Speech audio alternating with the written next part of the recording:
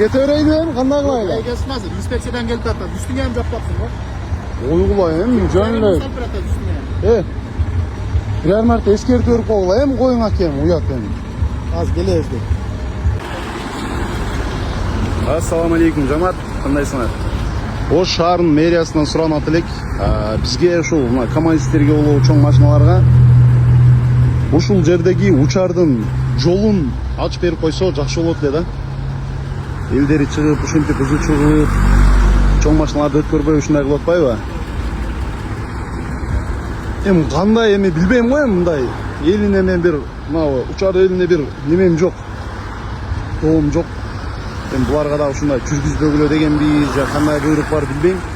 Ушул жерди обычно эле ачып берип койсо жакшы болот эле. Бул жагында ушул жерде ушул жол менен чыкканда эле заводдор бар. Эми биз ол заводко барыш үчүн жапалак менен, обез менен айланып барыштын кереги жок да. Анан эми чоң жол бул. Эми бирөө секинирээк жүргүлө деп эскертип койсо, биз деле секин эле жүрөбүз бул жолдочу. Ошону бир сыйра карап берип койсо жакшы болот эле.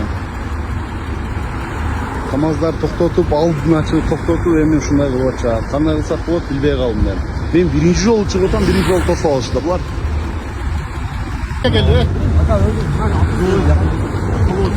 Sen biz dışarıda baştan kum geldi ağız. Koyasın bu yerine gelip sekinde atasın. Ona köprüden öpkenden miyim? Sen tutuyorsun mu? Эми катык айдагандарды өзү айтып түшүндүрүп койсо болот. Анан бирок акам мына секин эле жүрүп аткандар.